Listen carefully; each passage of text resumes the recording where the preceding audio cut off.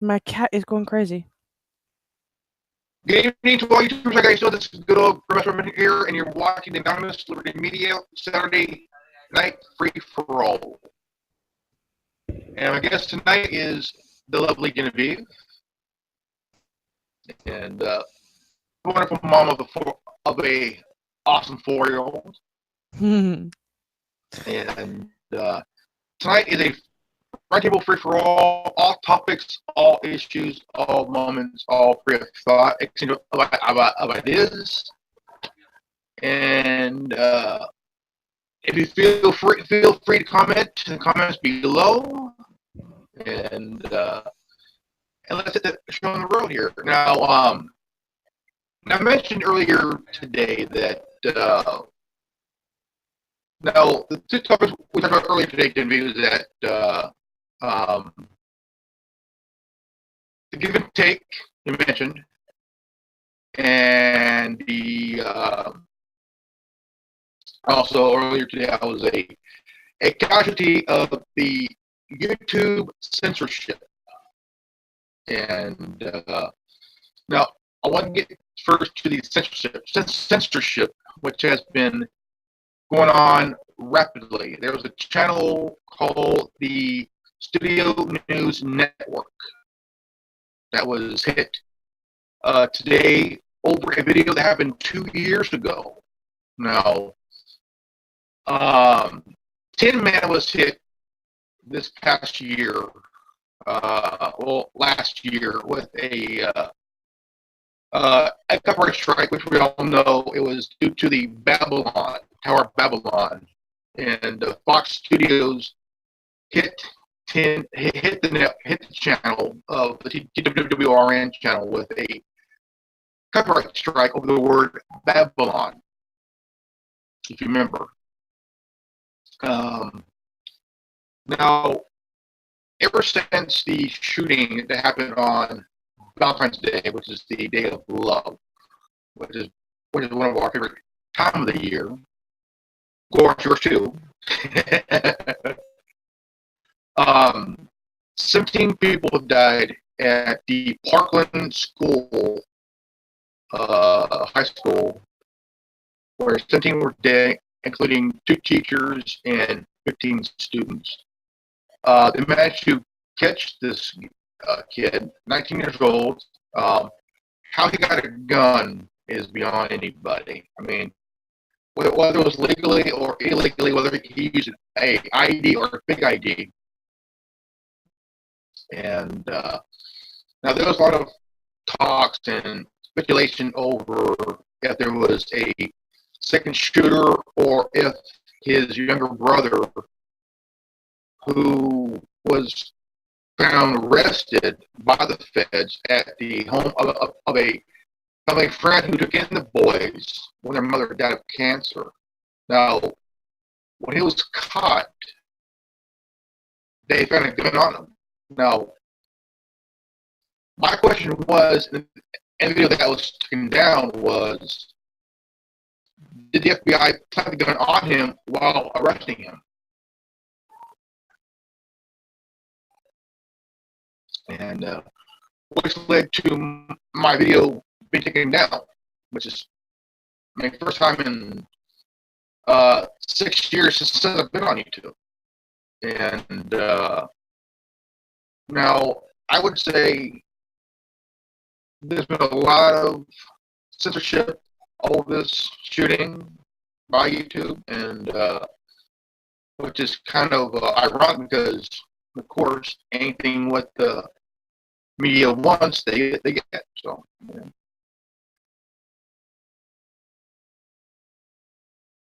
Yeah, I think personally right now, I think the government alphabet acronyms are they're being lazy right now, and they obviously don't like us talking about them being lazy, or they don't like us pointing it out that they're being lazy. And it's really sad when the people who were put who are given jobs to protect our country are too busy sitting on their ass getting an easy paycheck and not doing anything. They're leaving everything up to computer techs. Everything is going to computers. It's and there's also, there's a way for them to see all the traffic cams. We've seen it in NCIS. We've seen it in the show CSI. We've seen it in all different kinds of shows, police shows or government murder case solving shows that they Also, the can X-Files.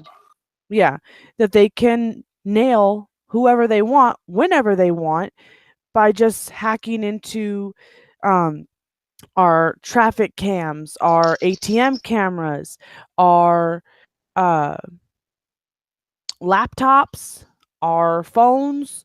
I mean, if you Tablets. haven't, yeah, tablets, iPods, if you got a camera on it, anything that has any kind of camera that connects to the internet, it can be hacked. And there are people who have the skill to do so, but they work for the government. And right now, I think the reason why you got flagged for your video, because I was a part of that one too, but I have a feeling that the reason why they flagged you and, told you to take it down or whatever, is because we pointed out that they're being lazy. I was the They they are they are they are being lazy. I mean, the forum that happened was it the other night that the sheriff uh, Israel, who was a sheriff in Florida, who was also a good friends with Hillary Clinton. There were at least 4 people, 2 from his department and then 2 from the police department, did not go into the school to apprehend the shooter. By the time everybody left out, the shooter dropped the gun, walked with everybody like nothing ever even happened. And so the sheriff department and the police department and the FBI have the blood of 17 people on their hands. Big time. And Yeah, definitely. I mean, it has they had the chance. They had the resources and the means to be able to. They even had eyes, whether they want to admit it or not. They had eyes in there. They saw what was going on. They waited too damn long, and now the blood of those 17 people are on their hands. And those 15 students, their parents are never going to see them again. Their brothers and sisters, if they had any, are never going to see them again. Nothing will ever bring it back, and no money that the government dishes out, that the government does not have, by the way, um, is going to make up for it. no, it's not. I mean, no amount of money would ever uh, bring any lost child back. Because once they're gone, they're gone. That is like the shooting in Vegas, where 59 people have died and over 500 were injured, and Yep. come find out that is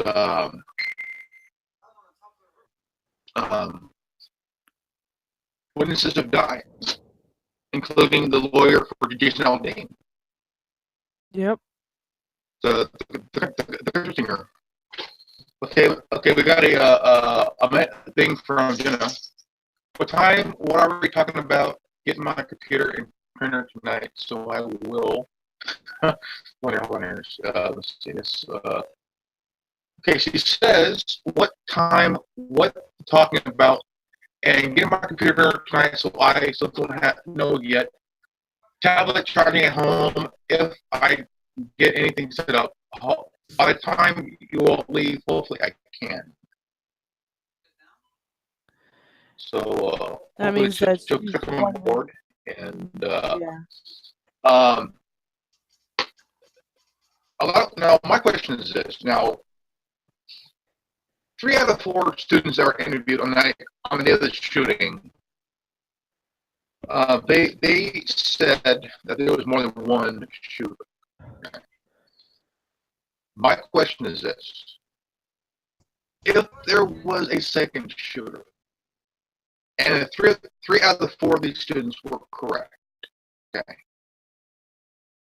will they become casualties and victims because they witnessed a shooting and admitted there was a extra shooter? Will they be murdered like the witnesses in the Vegas shooting?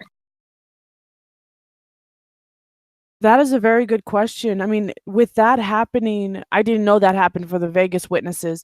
But with that happening with the Vegas witnesses, that just is showing that there's a bigger thing going on than what we know of, and that I hate to say it this way, but the government's trying to cover up something that they got cooking. And anybody who sees what's going on, they get murdered, especially well, they get taken out, no loose ends, you know. Um, but it's more, it kind of scares me because it reminds me of a couple of cases in the NCIS show where there were certain groups of people. In one case, there were certain groups of people that were targeted and they weren't even doing anything. Um, but it was made to look like they were. And then in another case, there was a young man that he was holding a gun, but oh no, that was Spider-Man. Sorry, in the movies or in the cartoon version of Spider-Man, one of a cop was holding a gun. He had been abducted and everything, and he was holding a gun, but the gun was remotely fired. There was a remote access in the gun, and someone pushed a trigger on far a ways away that made the gun fire. And we don't know if our government has that technology yet or not. We can only, suspect and oh, what's the word? Speculate. We can only speculate that the government does have that kind of technology, especially since witnesses are being killed after witnessing a shooting that was supposedly done by a person who was crazy. And then what if that one, because there was so many witnesses, they got killed, and that they killed them, and now that there's less witnesses, who knows? I mean, if it is the government, they might end up paying those teenagers. They might end up paying them to keep their mouth shut, and for them to go back to the media and tell them, hey, I want to recant my statement. I didn't see anything. I was too scared. I thought I saw it, but I didn't. You know, they could do that. It is 100% within the government's power to do that.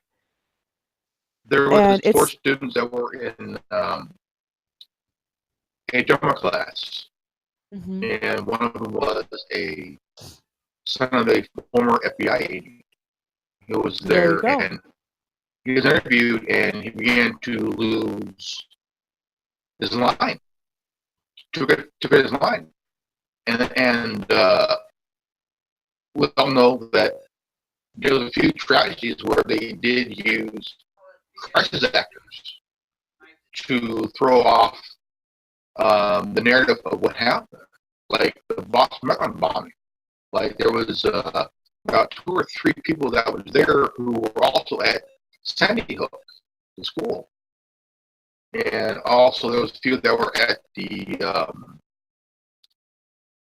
of the shootings that happened, and one of them was over at a McDonald's, where a guy killed 15, 16 people at McDonald's, where they had to tear it down and create a monument for these victims. Stuff. So,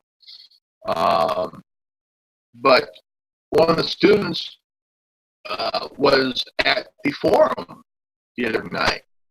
Both had a chick, girl, who looked like she could be a wannabe Sinead O'Connor, and she had a question that CNN typed up for her, and they paid her off to do this.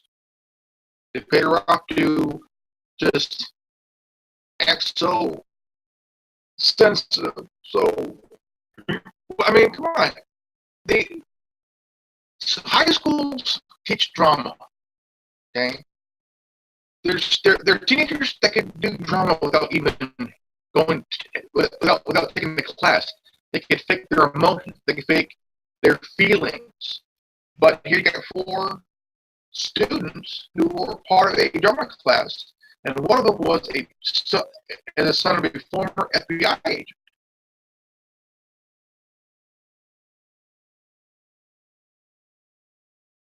I agree with that. Like honestly, I took no, I didn't take drama. I never took drama in high school, but I can fake being super emotional better than an Emmy Award winner. And it's not that hard. It really isn't. You know, it the only way I can explain it is I can uh, okay, let's say someone called me a bitch, okay? Now watch this, ready? Oh my god! How dare you call me that? Oh, that hurt my feelings. I can't believe you. See, it's easy. And I can turn it off just like that. It's it's very easy, even say for a chick to fake an orgasm. I mean, come on. Well, that's not hard. I've done it a But couple times. That's not that hard. But, um, it I mean, I mean, even CNN or MSNBC could have someone on their network interviewing, and they could throw out these crocodile tears mhm. and claim that they fake like fake cry and just do this acting where trying to get people to have sympathy, but also not to set the network to try to raise their ratings. I mean, if you look at CNN, right now they have 888,000 viewers. Okay, they're at number 14 in the rating system. They have less viewers than a Full House rerun. And that is sad. Okay, Fox News beat out CNN and MSNBC with 2.6 plus million viewers.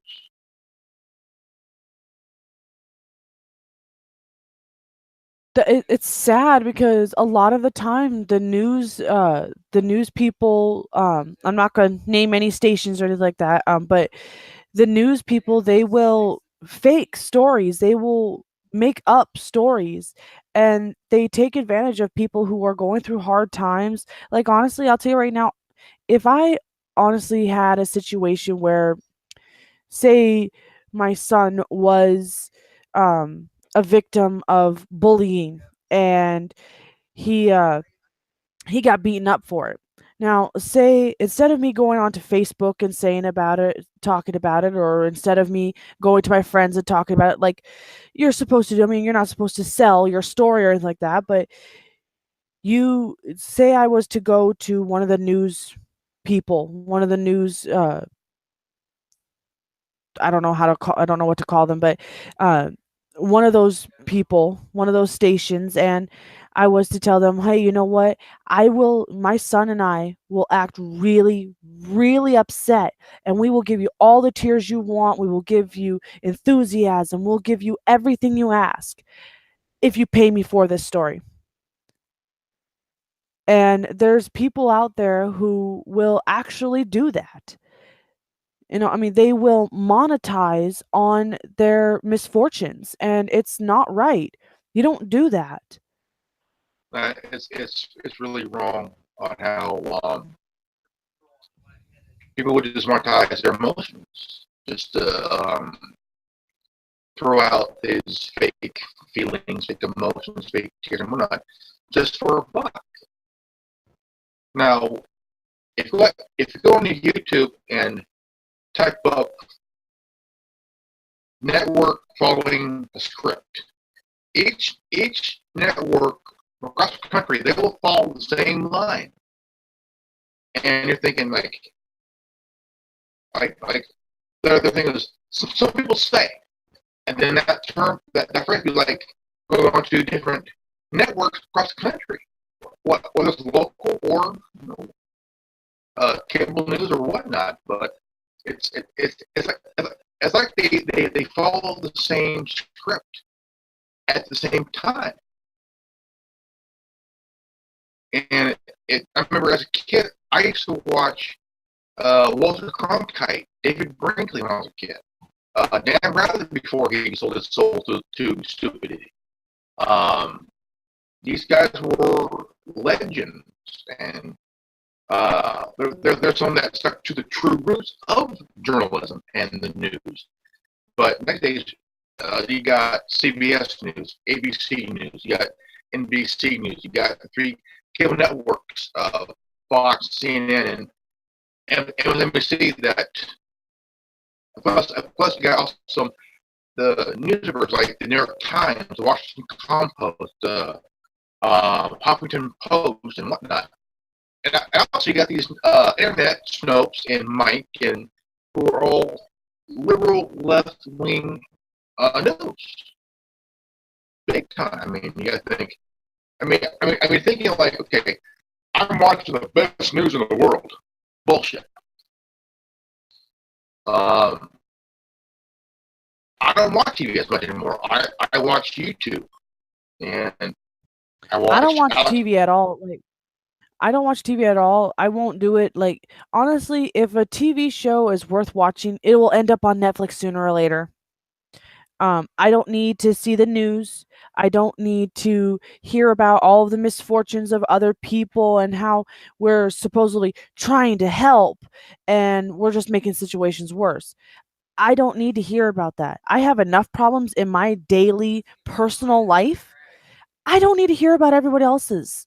I really don't. And people like the news stations and stuff like that who are making money off of people's misfortunes, I mean, they should be ashamed of themselves. They really should. Because you're making money off of someone else's misery. You're making money. I watch foreign news. I watch foreign news. I watch RT. I read Sputnik. I read Breitbart. Occasionally, I'll read and watch Alex Jones, Infowars. Now and then. See, I don't watch any of that stuff. I stay as far away from it as I possibly can. I mean, if I go onto my search bar or my homepage for my phone, then yeah, naturally the news is going to be there because, well, I have a friggin' AT&T phone and they're tied into everybody. And it makes me sick that so many news forums, such as the newspapers, the regular everyday news on TV, the news on the internet, every news forum, every kind of information forum is trying to make money off of people's deaths, off of the activists, off of everything. And it's like, do you guys really have nothing better to do with your lives than to make money off of other people's misery? Instead of us making money off of other people's misery, or sorry, instead of them making money off of other people's misery, maybe they should try helping those people instead of saying, "Oh, this is a tragedy," and then go home and to their like 3-4 story house with their 4 or 5 car garage and their 7-8 cars, and eating T-bone steak and baked potato and not eating, like, only eating a quarter of all of it and then throwing the rest of it away. How about instead of spending that much money on a steak or on one meal, why don't you send that big amount of money to some other country or to a charity that gives money to people who are hungry? There are people here in the United States, children who are going to school and they have nothing to eat. Yeah. There are families in our own country that are starving. As a matter of fact, I was on that list not too long ago where I did not know where my son's next meal was going to be. I didn't give a shit if I ate or not. But what really hurt the most was that I did not know how I was going to feed my 4-year-old child. and I went to every place that I possibly could. I even went to food pantries. They told me they couldn't help me. You want to know why? Because I had no proof of residency. That was like during Prohibition, when Al Capone was still alive, back in the Prohibition times.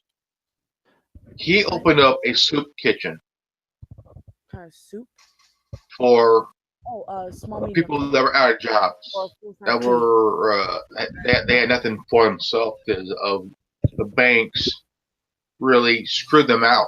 And Al Capone opened up a few soup kitchens across Chicago. And with all the bad that he did, with all the bad that he did, he still did enough good to make up more than make up for that. But no one ever mentions it. No one ever puts that in his history. They completely leave it out. All they do is say, well, he murdered this many people. He was involved in this massacre, and yeah. But here's the thing: he opened up soup kitchens for people that were out of jobs. They had no money to feed themselves or their families. But even though he was a gangster and a criminal, even though he had a heart of gold, to where he could open up soup kitchens for people. And that's the saddest part about this country and other countries as well. It's not just ours, but you know, that's the sad part about certain countries where they will focus on nothing but the bad, because well, good things don't sell news. Only the bad things do. Like the number one games, video games, PC games, and stuff like that. The number one type of games, first person shooters. That's the number one type. And that's, in my personal opinion, I think that's sad that is the number one game of the number one thing that people occupy themselves with, and that is killing other things. Even if it is a computer simulation, it's still, you're killing something. And I understand. Well, the thing about that is, you have to understand is that video games is considered art. But even though you have games like GTA, Call of Duty, you want art? World of Warcraft, and so on and so forth, it's still art. William Shakespeare wrote art. He wrote about death. He wrote about tragedies, living, and the thing is, William Shakespeare's main thing was death and love.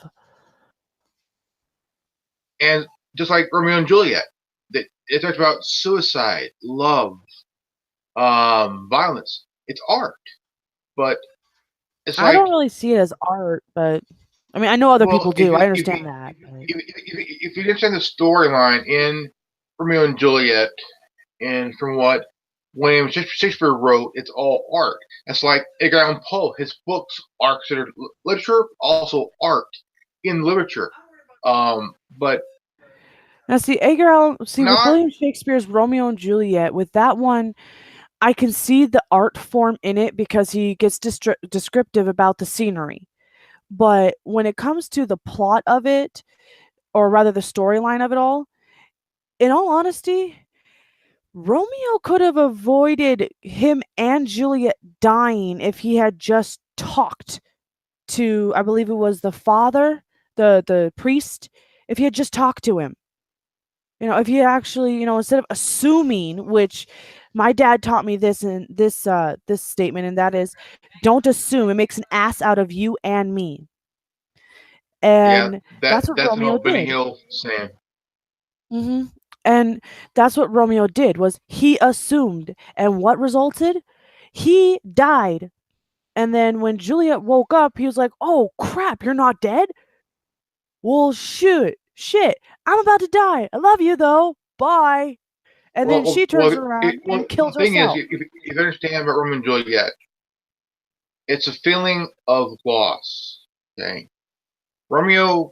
I lost 2 children. That doesn't mean I'm going to kill myself to be with them. He lost the love of his life. Okay, well, like I said, I lost.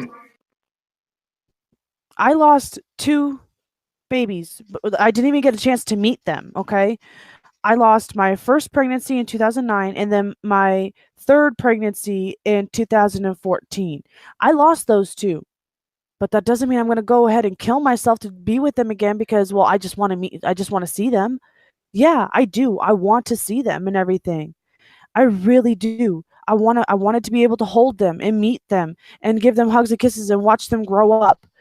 But that just wasn't in the cards. And unfortunately, yeah, I understand the art part with Romeo and Juliet. I really do. I understand that. I understand how a lot of people see And it as art. Penn But Jillette was on. He was talking about um,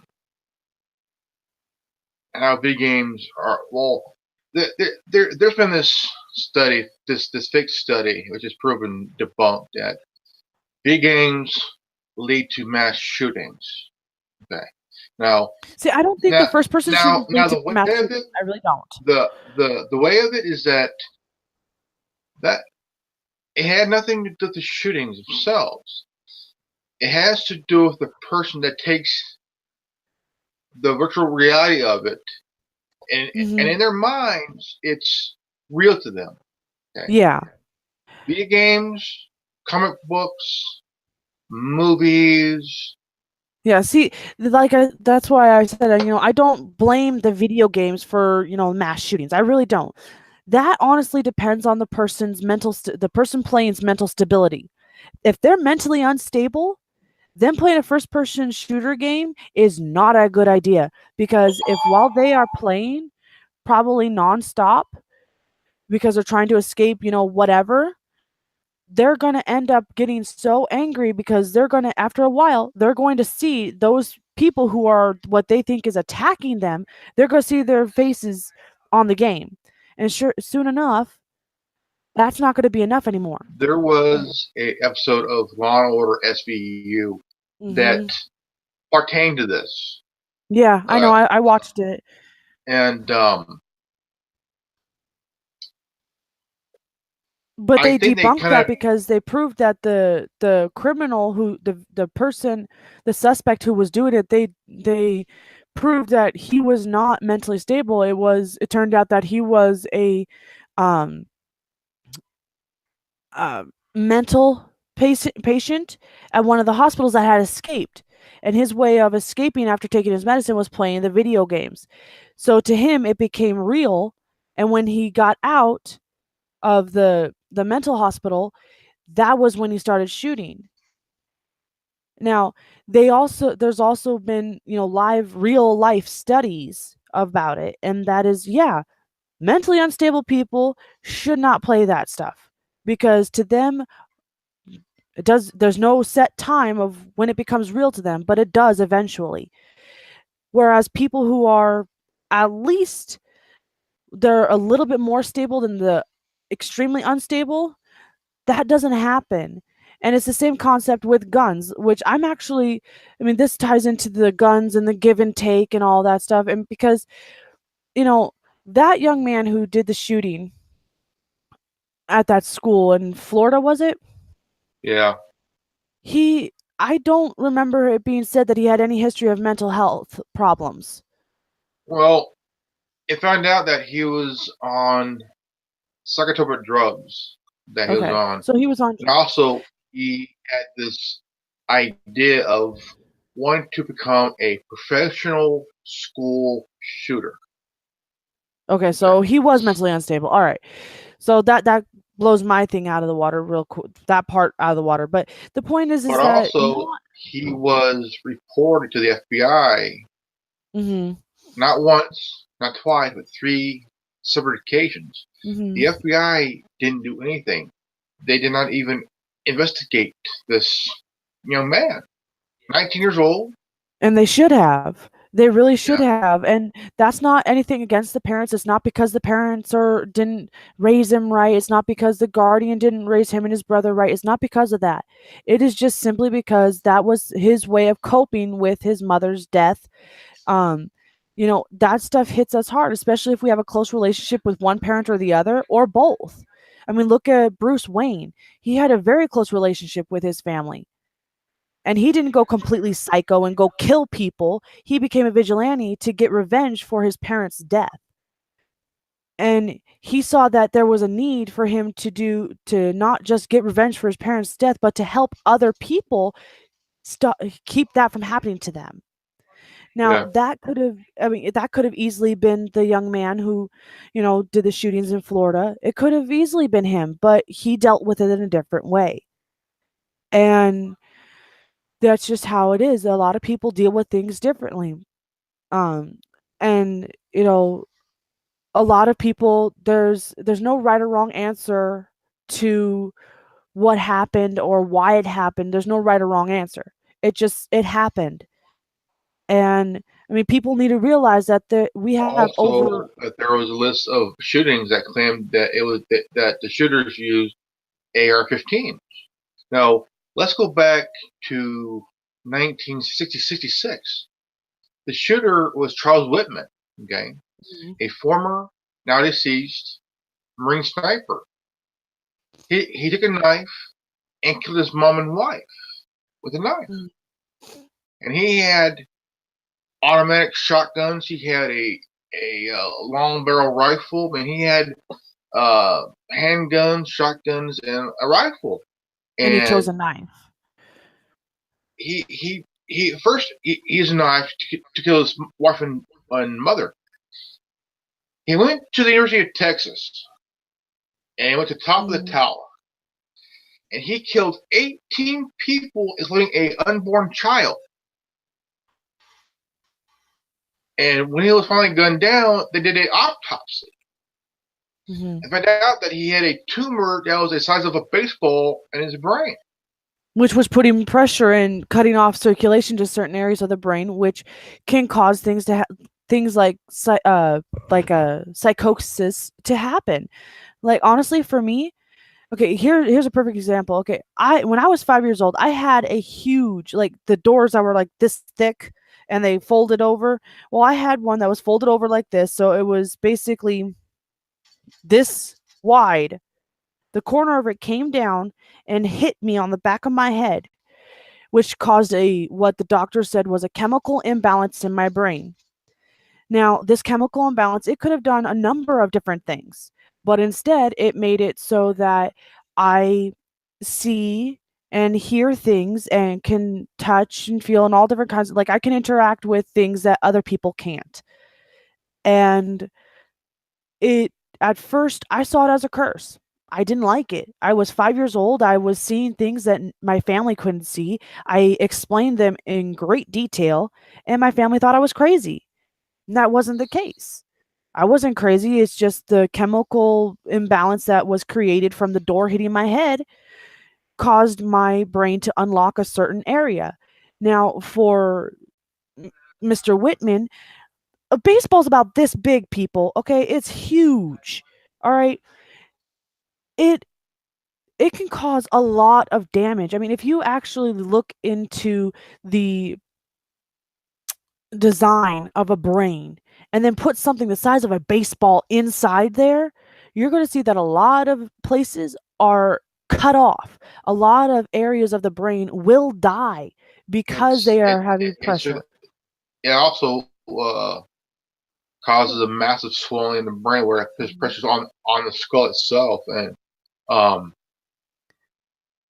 mean, which in turn causes a chemical imbalance, and that chemical imbalance can cause any number, like I said, any number of things. Like, for me, I could have very well ended up being a serial killer because of that door hitting my head.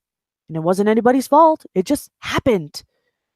And tumors aren't anybody's fault. They happen. Now, the young man, yeah, he chose those psychedelic drugs, he chose to take them. And as a result, there's also a majority of shootings that happened where nobody used AR-15. It was mostly shotguns and handguns. Yeah, a large number are shotguns. Columbine was basically handguns and shotguns. There's no AR-15s. I know that there was this gun is that it was a weapon of resistance. I mean, there was a commercial on YouTube where a former Navy SEAL totally debunked the whole entire liberal bullshit theory. The AR-15 Mhm. is a semi-automatic weapon, not a automatic weapon. It's a semi-auto. Yeah. Semi-auto is where you trigger once, fires one round. That's it. Yeah. Now Now, I the automatic is where you hold the trigger, and it fires a rapid round, one after another, after holding one trigger one time. Mhm. And Which is why it makes that fluttering sound. yeah, and the shooting in Sandy Hook never even happened. It's Mhm. been debunked. The I've FBI heard. said no one died. Mhm. And Adam Lanza, he was dead 2 days before the fake shooting even happened. Mhm. 2 days. Explain They're that, saying that, government. yeah, But I know that there was when I was a kid, there was a college shooting. I forgot what it was. It was like 1990 something. I think it was like 1996 or something like that. There was a college shooting. It was all over the news. My parents were watching it as they were watching the live feed of it as it was happening. It was a young man, and he was upset because of his girlfriend leaving him, and he wanted to get her back, but she kept telling him, no, no, no, I don't want you back, I don't want you back. And he lost his mind because he thought that he couldn't live without her, and he thought, hey, if I can't have her, then no one will. But surprisingly enough, he was shot and she lived. there was a battle of Athens in 1948. Okay, veterans from World War II that lived in Athens, Georgia. Now nobody is even talking about this at all. Okay, this is a second. This is what the Second Amendment was all about. Okay, veterans from World War II took arms against a oppressive government. Okay, a local government was involved in a voter suppression, and the sheriff was what was inconsistent with the mayor of Athens, Georgia, and the mayor of Athens was running for either senator or governorship of Georgia, while the sheriff wasn't running for mayor. And Mhm. they so the veterans of World War II came in and they rebelled against the government and managed to get the voting box back so people can vote again, can vote. Mhm. And it was called the of Athens, Battle of Athens in 1948. Mhm. I didn't hear about that one. My school didn't cover that, but so I don't really know anything about that one. Google it, Google it, and it's worth to learn because most schools will not talk about this, not even in history class, Mhm. because most schools are full blown liberal and Okay. they're funded by liberal bureaucrats. All right. Well, there's also another thing that a lot of people are missing, and that is that school shootings aren't just right now. They've been happening for years. I mean, even back in the 1800s when there was school, there were a lot of, well, not a lot, but there were a few shootings in the schoolhouse. And granted, yeah, it wasn't a student, it was usually a passerby, but it was still a school shooting, and But at the time, there was no mass shooting. The first mass shooting exact was 1966. yeah. But I mean, there there were still shootings in schools. Yeah, it may have been targeted on one person because it was another person's kid, whatever. But it was still a shooting. And people are failing to remember our history. And as long as we tolerate everything that's going on, and as long as we keep force feeding our children or ourselves these supposed medications, we're going to keep having them. I mean, there was one. I mean, the only time that I could possibly think of that there weren't any, you know, mass murders in a learning facility or a learning building was Learning back, environment. yeah, was back in Jesus's time. Because they didn't have any, medications. They didn't have, anything like that. They I mean, they they did it through herbs. They yeah, they they use herbs and and it was spices all to natural. It was all they're natural. all natural. Not to mention a lot of the people back then smoked weed like there was no tomorrow, but still. So they were really chill, or they drank They were when they they had a were they were problem. just chilling like forever, man. Yeah, and whenever they had a problem that was I between, was I was in two Lemoore. farmers. I was in Lemoore last weekend, and I got a chance to smoke some weed, and It's calming. it helped me out. It was Yeah. kind of a mellow, calm, Mhm. soothing feeling that like the feeling was lifted. I was relaxed. I was mellow. I even had a good night's sleep. I slept Right? pretty good, and it was a lot better than the man-made pharmaceutical medicine. Yeah. Because of the chemical, well, not chemicals, I can't really say chemicals, but yes, the chemical makeup of marijuana. There is there's different things in it that you just can't get from, melatonin or other sleep aids. You can't get that because man No, hasn't the human being hasn't found out how to create that. And I don't think they ever will.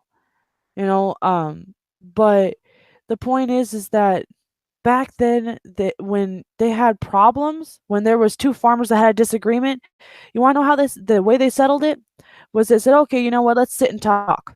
They literally sat and talked. For all you machos out there, yeah, grown ass men like Grandmaster here with beards and everything sat and talked. They rolled a joint, or actually they didn't have joints back then, but they had a wooden pipe, and they packed it full of good stuff.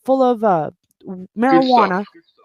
Yes, straight stuff, nothing altered, nothing added, just straight up marijuana. Packed it full. They had homemade wine.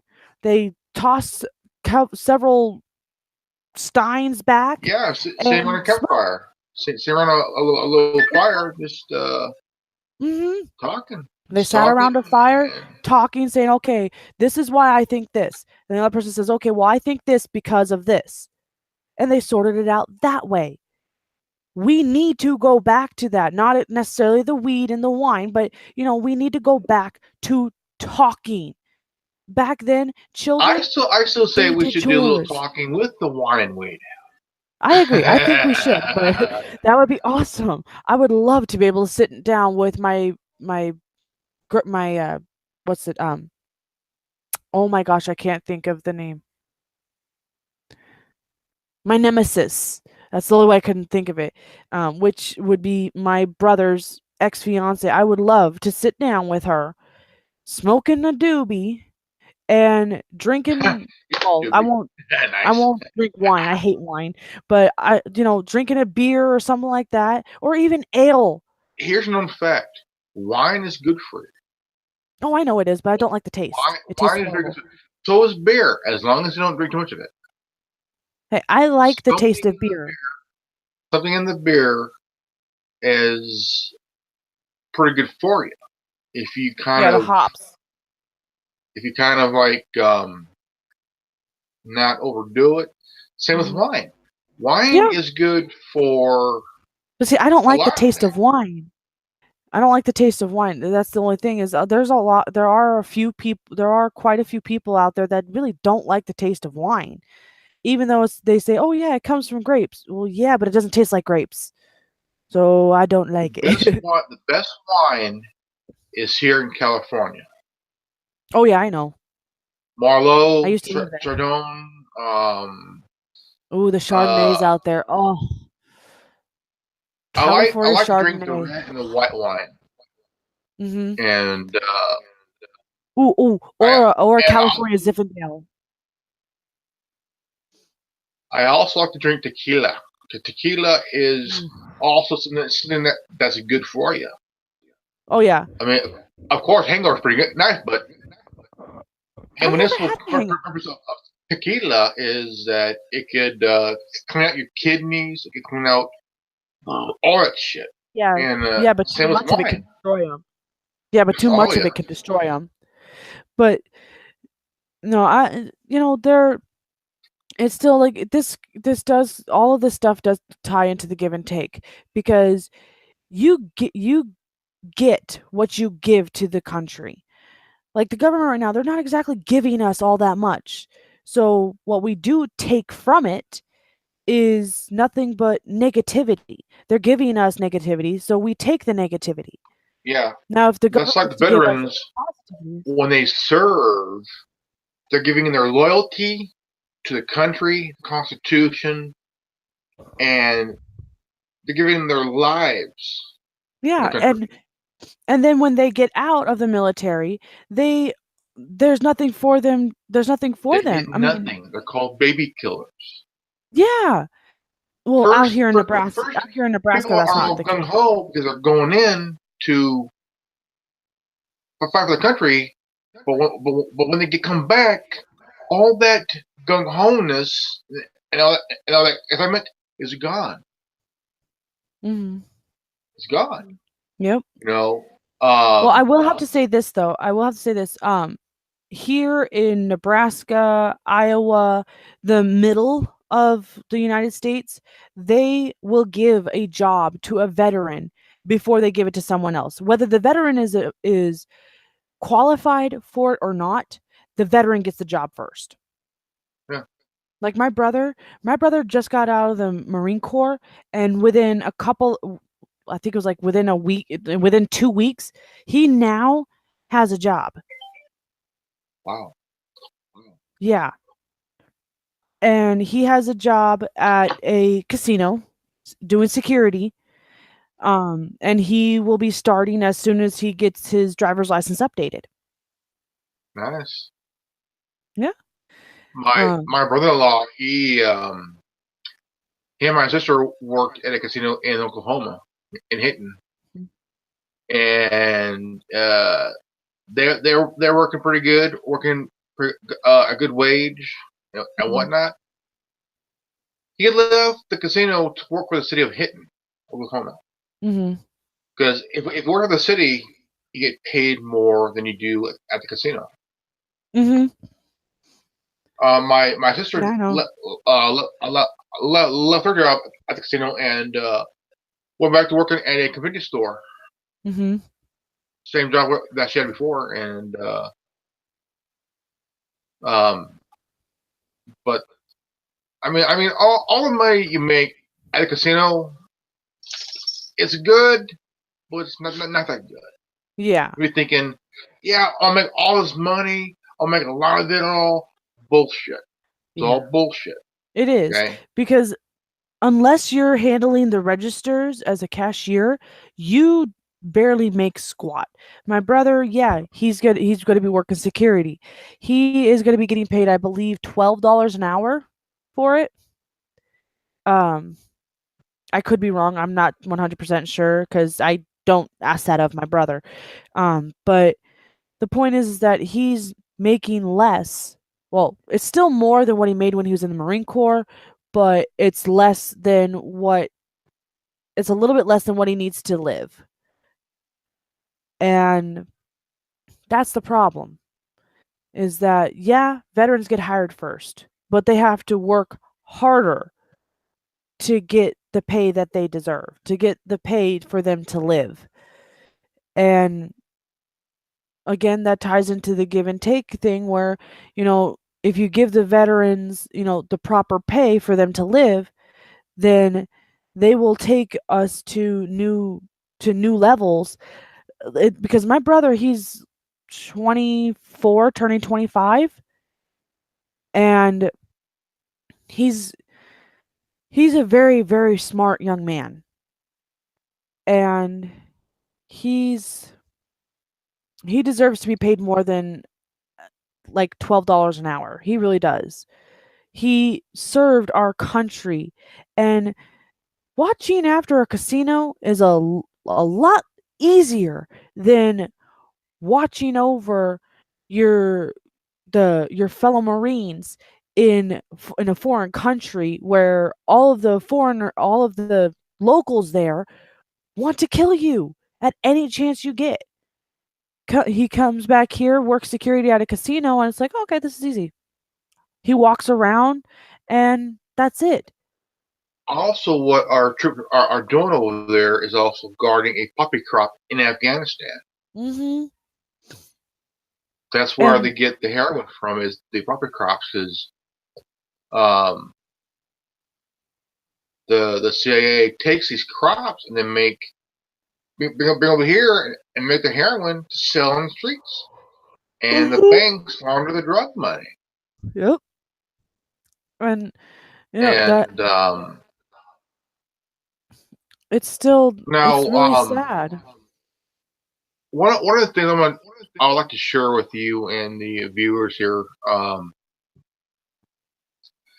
Alex Jones was hit with a strike yesterday, and CNN is really just trying to lobby YouTube to remove any competition from the alternative media off the internet, even YouTube itself. Now, I would say that you have a network that has 888,000 viewers weekly, monthly, and now yearly, because they lost so much credibility. They are just getting right down to the point where they're gonna try to stage a fake forum where these parents and students who are emotional, and a network like CNN and MSNBC, they're thriving on using their emotions to get ratings, which is It's not a right. really messed up thing. It is. Uh, I hope that I don't get removed from YouTube. I hope that the worldwide resistance network don't get removed by YouTube, because we need to stay on here to discuss things that nobody has the balls to do. Mhm. Tim and I came on a YouTube about around the same time. Mhm. I came around April of 2010. I think that Tim Man came a little bit after. I think, I'm not sure. Yeah, he came Might a need little to bit ask after. him. And I remember I was with him. He um, he was on in 2009 because they were doing the Tommy Tin Man was doing the Tommy Bird episodes with Tommy Bird, and Mr. Giggles. Uh, at that point, Mr. Giggles was purely entertainment. Now he's helping us. um, um, I think he started the Resistance 2058 channel. Um, yeah, I came around. My first channel was April of 2010, and this channel came around December of 2015, so about 3 years. yeah, Um, so I mean, I I've been doing this for a very long time, almost 7 years. Mhm. I love what I do. I know Tin Man loves what he does, and I mean, doing the whole rectangle thing. And I One love thing we being a don't part want of to it. do, yeah, big time, is that I want to lose my channel, and Tin Man doesn't want to lose his channel because we do this every week, on the weekends, and it is something that we do, and we love to do because we have so much ideas to discuss. Everything that Mhm. we do is to benefit the sharing idea, Mhm. And free even of the thought. and there's also the funny things too. Like we do funny videos where, you know, you guys, Tin Man, Lucid, Cursed, you all ask me questions about, women and stuff like that. Even even Robbie, you guys ask me questions and I'll answer them. And yeah, women may not like me for it, but it benefits men. And honestly, I mean no offense, but you men need all the help you can get. I know I may know enough, but there's also things that I also want to know more because not all guys know about women. Mhm. We only know very little based on the The women that you've been with. well, that too, but also the whole there's been jokes about the menstrual cycle Mhm. from comedians and also on TV, and um um there's also a part where Walter was talking about how his wife was on and how it sounded like nag nag nag nag nag bitch bitch bitch bitch bitch bitch, Oh yeah, all yeah. that. Nag nag And nag nag nag nag nag bitch, but bitch, bitch, bitch, in bitch. in true honesty, we know, us guys, we know absolutely nothing about women. We are so clueless. We don't even have a clue. Mhm. And as a And guy, I admit this. and me as a woman, I want to help. I want to help men understand so that there is no more of a mystery. That way men, all men can go, okay, I know this. This happened, so this is what she wants. With all women. And, there are a few things that I say that they only pertain to women that are like me. I can't speak for other women that don't think that way because, well, they're just have a different thought process. But the other thing is that besides me wanting to help men, this I don't want you guys to lose the YouTube channels because of the fact that I like being a part of it. It helps me get it helps me vent. Whereas I'm chastised for venting on Facebook. I get yelled at by multiples of my friends, supposed friends, on Facebook. And it's mainly my female friends. They will yell at me and they will tell me, "Oh, well, if this is such a problem, then you shouldn't talk about it." It's like, "Well, that's why I'm talking about it, is because it's a problem." And there's also some men on my friends list that will do that. Here, I can vent without any judgment. And I know YouTube has that's been helping true me for a few. for 7 years. Before that, I would keep up things bottled up inside, and I would have this anger, this rage, and just want to just unload on everybody. Mhm. About 2008, 2009, I came across YouTube, this channel. Also, at the time, I came across Anonymous. Mhm. Anonymous. And before I even became an Anon and created my channel, I got to learn a lot about Anonymous. And it Mhm. gave me the idea and feeling of, okay, this is what I want to do. And I did it. About a year and a half later, got my channel, and 7 years later, voila, I'm here. Mm-hmm. And I mean, I've talked so much, more weight each time I talk. More of the weight is lifted every time I talk because I'm not balling it up. I'm not blowing up at anybody. It has helped me talk a lot, quite a bit, Exactly. And and that's it the best feels part good. about all of it. That's the best part about YouTube is that, the YouTube they It's I my mean, therapy.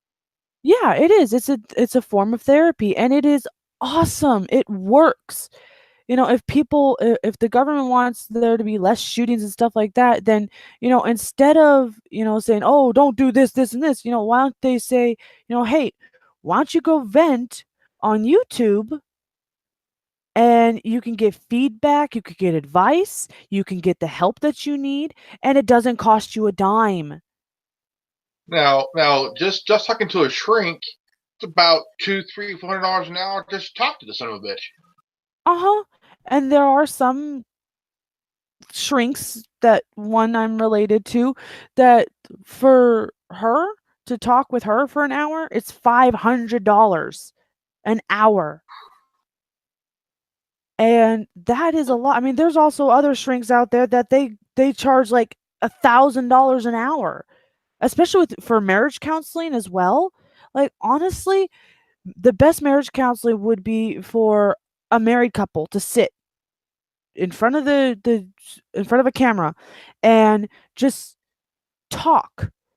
And yeah, sure, they're going to yell at each other, but you know what? Not only are they working it out and talking to each other, but they're also entertaining and giving an example of what to do instead of doing something else. Like instead of leaving your partner and cheating or whatever, you can, sit in front of a camera and talk. And you can do a live feed to where people can, talk to you. You could see the chat and they'll tell you like, "Hey, instead of doing this, why don't you try this?" Or instead of yelling, take a deep breath and, talk normal. You'll get a lot further with honey than vinegar, that whole thing. Yeah, you And it will. works. It's a lot easier to talk it out. I mean, I remember watching a episode of Married with Children Mhm. where Peg and I were at this marriage counseling, and it it kind of went sour. I mean, like really sour. Even though it was a comedy program, a Mhm. sitcom, it did not come out pretty good. So, and I swore I will never be like that. I would rather. I mean, hardly anybody can afford a shrink right now. The shrinks are very Right. expensive. They'll cost you an arm and a leg and a couple of nuts. Voila, you're broke. A couple of nuts. Because basically when you're talk to a shrink, the woman already has the guy's balls in her hands as is. Because we Mhm. all know us guys, we're gonna get blamed, and guess what? Voila, we're the assholes. Mhm. And And that's not always true. I like mean, Walter, there are two people who think I'm an ass. So guess what? I'm an ass. yep. But see, a lot of the time, that's not even the case. It's usually like, okay, I know I have a friend where his wife is being a complete and total control freak. Like she is freaking out about the littlest things, and on top of that, she's a hypochondriac. Oh Okay, shit! I don't like yeah, those. and she recently just emptied out his bank account and took his paycheck, Oh so he no. didn't have any money. Now they're still Oh. married, um, but it's her way of controlling him. And he is at a point where he's had enough. He is planning on leaving her, and it's It's a big mess. And she caused it, not him. He was trying to work everything out and everything. I mean, he was willing to go to counseling. He was willing to do whatever he needed to help her, you know, get through it. To help both of them get through it. And she kept saying, "No, no, no, no, no. We don't need that. We don't need that. We can't afford it." And so she was the one, the wife, the woman was the one who was refusing it. The woman was the asshole. And My my dad's friend, he has this 1963 Civic Urbante. Okay, this mhm, is a car that was ahead of its time. Okay, his girlfriend or now wife said it's either me or the car. I'll take the car. I've seen the car. The car is beautiful. I'll take the Beautiful car. car. The thing is beautiful, and it bugs me because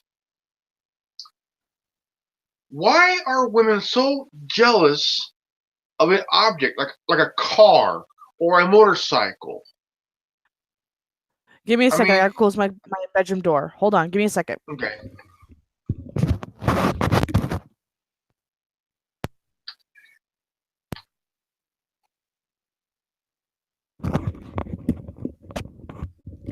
Okay. Now, I will tell you this. I am jealous of cats, or cats. rather my cat. I am jealous of her. Um, because at this point in time, my cat, or rather my boyfriend and I's cat, she gets all of his attention. And it's nothing against me. It's nothing like that. He does care about me and he does love me. It's just one, she's softer, two, she doesn't talk, and three, she doesn't bitch at him, which is three really good reasons. And That's the like only there was a meme where there's a guy, he's driving his truck, and next to him is his wife. She's wearing a seatbelt. Also, her mouth is duct taped, and then driving on the road. And I'm laughing at this. I'm like, I wonder why. You know, like, well, let me show everybody cat. This is her. oh, Yeah, she's cute. So you adorable. understand why she gets a lot of attention, right? So that's another reason why she gets a lot of attention is because she's beautiful. And I'm going to speak to the women viewers, and that is, if your man is attracted to a car or a cat or a dog or guns or whatever else, whatever other inanimate or mammal like creatures, if he's attracted to those, you had better be damn happy because there Be are happy um that he has you in his life because exactly. There's he can there's repair his really no car. reason. He can fix a car, but can't fix you. I mean, it's honestly, I mean, it's like, I've I'm happy where I'm at. Mhm. I honestly, I pretty much met my match with my date here. Okay, we're both dorks. We're both smartasses. We're both just goofy as fuck. And when it comes to cars, sports, and everything else, we're kind of even. But we're dorks and smartasses. But I'm smitten. I'm like so smitten. We watch old TV shows. We watch like I mean we're like I mean it's just wow. But Yeah. when it comes to an object in a relationship, it's like a guy in his baseball collection. Okay, Mm-hmm. it's just an object. He ain't gonna Yep, fuck it. it's true.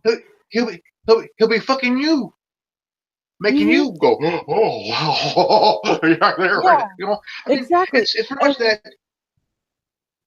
It's that he's making you happy. He's mm-hmm, working. He's providing for you and your kids. He's mm-hmm, he put a roof over your head, a pillow for their heads, and a food in their stomachs. He's busting his ass as long as he has you. Do not get zealous over a fucking vehicle mm-hmm. or an Because there object. are men.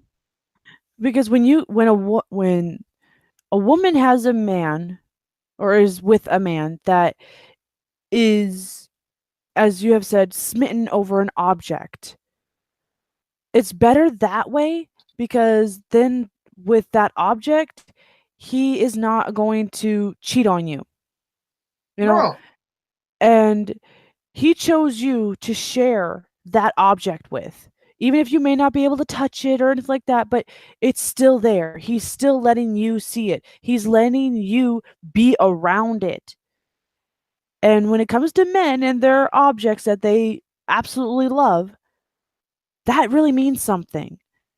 And, you know, it I can't really I really shouldn't be jealous of her. I mean, it's a momentary thing. Yeah, I get jealous of her in certain moments because like in dry my spell like when I'm depressed. father, he had hip surgery about a decade ago, and he was lit up for a few weeks because he had hip surgery, and my we gave my mom a Shepherd mix puppy, Mhm. Callie, and she got attached to my dad. Okay, this is my mom's dog. Mhm. She got attached to my dad big time. Yeah. Okay, my mom got jealous because her dog was attached to my dad. Mhm. The thing is, she's only a dog, Yep. but it's like it's a pet. It's a Yeah. family member. Mhm. Um, my mom was attached to my sister's dog, who was Mhm. my dog's brother. So when he died, my dad got Peanut, who's a small Chihuahua, Mhm. and got it from my mom. My mom is smitten over Peanut because she's a little tiny thing, Mhm. and she'll give you that puppy brown eyes like, Yeah. It's like, "Oh, please pet me." and pets are there to bring the happiness out of us, bring the joy, the love, and also it ain't just our pets; it's one of our children, one of our kids, Mhm. because we're so attached to the pet itself. It's like a companion, someone Mhm. that you could enjoy being around. Plus, if they could talk, they will snitch. Oh yeah. Well, see, the awesome thing about my cat is yeah, she's attached to my boyfriend. She really is. But that's because she knows and she feels exactly what he does. Like she feels all of his emotions. Me, I'm not too keen on picking up on emotions like as well, at least not as well as dogs and cats. I'm really not that good at it because well, I'm not a dog or a cat. Um and the best part about it is the reason why I don't need to be jealous is because my cat and I, her and I, we can have full on conversations. We really can. I will talk to her and she'll meow right back at me. Her and I will talk. I can read her There's a body language machine and everything. at Burger King. I was talking to my son last Sunday that I was telling him, we should invent in that machine that Burger King has. And goes with me. Invest in a machine where you can get any drink, so like a Coke Zero, with any flavor, like lime, lemon, cherry, raspberry, and whatnot, Mhm. and invest in this. His chihuahua will be like, just try to put put in her 2 cents.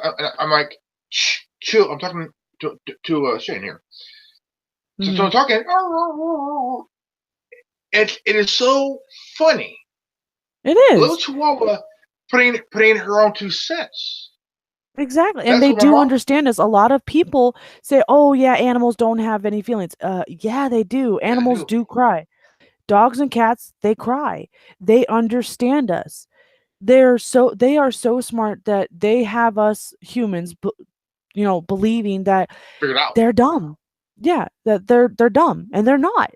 They are super smart, and they understand every word we say. They understand every emotion that we have, and you know, people who think that dogs and cats, birds, snakes, any animal, because all animals have the ability to understand us. There Dude, are my those my people. my dog, dude, he is funny as shit. And I could be playing on GTA Online, and I could be going down a soft drink, all of a sudden, and echo through the microphone and everything else. My dog picks up, and he could belch at least 3 or 4 times within 10 minutes. And Mhm. it's funny as shit. My dog is the most burpiest dog ever, and it's funny as shit. Mhm. And he will pick it up like, okay, well, I might as well, no. Yeah, exactly.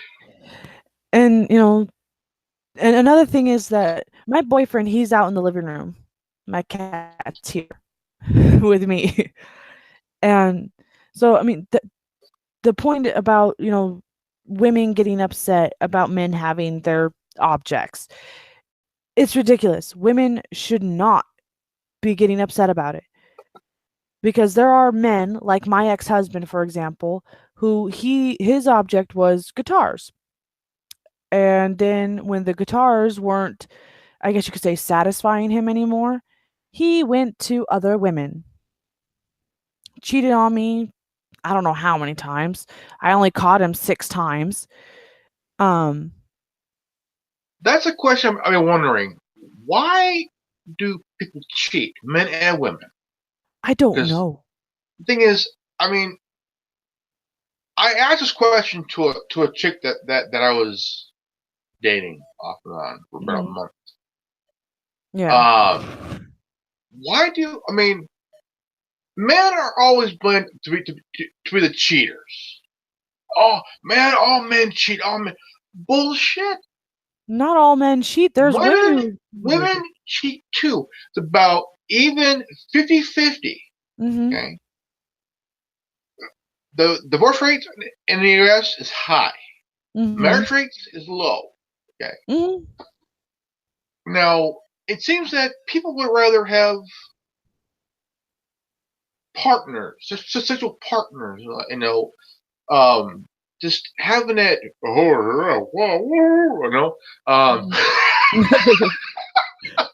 Well, I'll tell you this. um, I could tell you this right now. Like, I cheated once.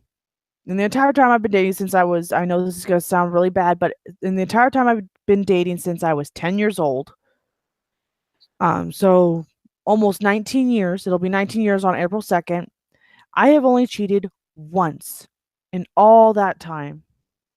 And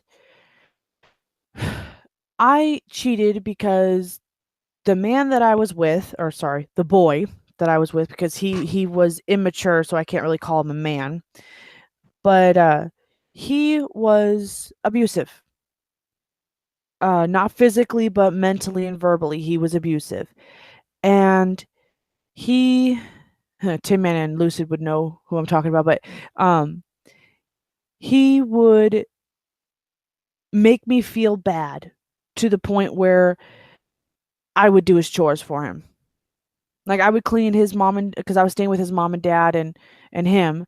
But I would feel so bad that I would clean the entire house, vacuum, shampooing the carpets, doing all the dishes, all the cooking, all of the folding, the laundry, everything that you could possibly imagine, cleaning windows, weeding the garden, planting the garden. I would do all of it. And by the end of the day, his idea of a reward was um, forced sex. That was his idea of a reward. So I can't really call it rape because apparently, according to the law, when you're dating someone, when you're in a relationship with someone, it's not considered rape anymore. Um, Well, it should because it's by force. I mean, he forced you to do something that was against your will. It was against you. I mean, mhm. And even like I would tell him, a lot of people, I'm pretty sure a lot of people will say, "Oh, well, did you say no?" It's like, yeah, I told him no, I don't want to have sex, and he would still do it. Like he would literally wait till I was asleep, and then have sex with me, and I would wake up with him on top of me, and he he thought that that would be a reward, and it wasn't. that is Um, insane.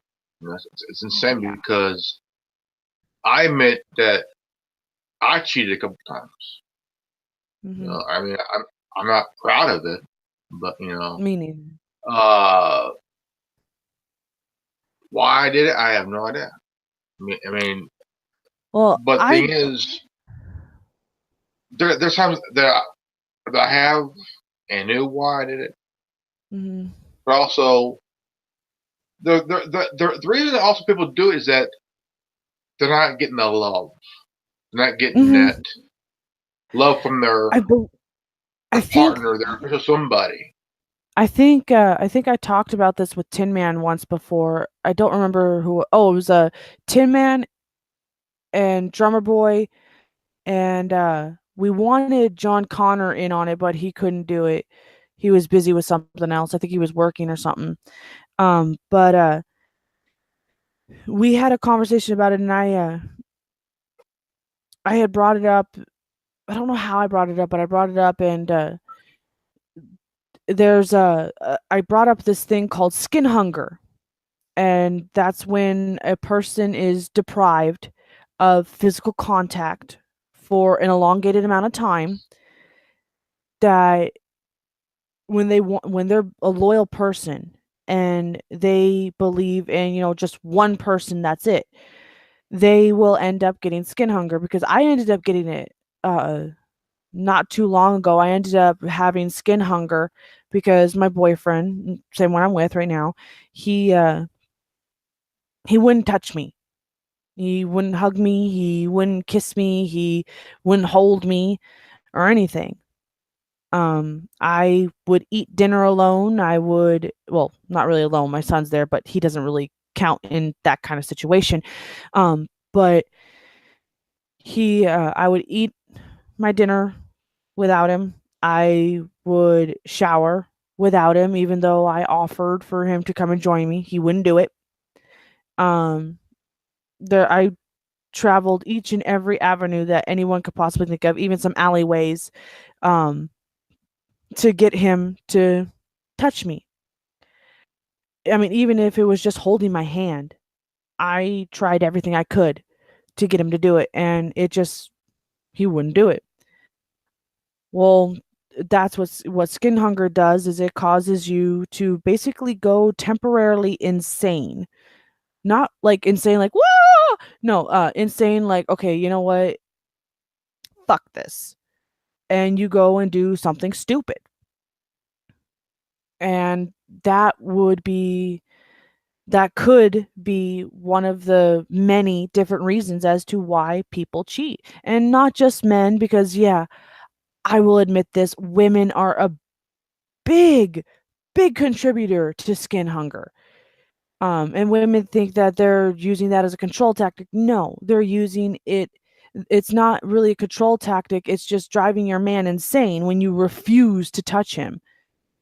Um, and it's the same with for men. You think you're punishing your girl? No, you're not. You're just driving her insane, and you're going to drive her further away from you. And it's hard. It is a hard thing to get over, and I am really happy that I was strong enough to not cheat. But other people are not that strong. They don't have that strong of a will to not cheat when it comes to skin hunger. Because believe me, it gets bad. Really bad. But last night, me and my date, we went to the planetarium and stuff, and it was like amazing. I mean, like I couldn't stop thinking about her since our first date. From our first date to the current date we did last night, I had her on my mind every single day. Mm-hmm. And our first date, we had our first kiss. Mm-hmm. Second date, we had our kiss. Third date, we had our kiss. This last date, we Frenched. Like, we hugged, we kissed, and then we Frenched. And I told her, whether we are conversating the messenger or together, I think about her all the time. I'm falling for her every moment. And that's good. And I'm still thinking about her. I still think about the kiss we had Mm-hmm. at the end of our dates. And I'm drawn to her like gravity. Mm-hmm. And it's like the feeling of like love is like oxygen you need to breathe. And It is. I'm falling for her every moment that I think about her, that I talk to her on Messenger or whatnot, or when we're together. I cannot stop thinking about her. And that's what love is. That's what love is supposed to be, not the physical last night, thing. we Frenched.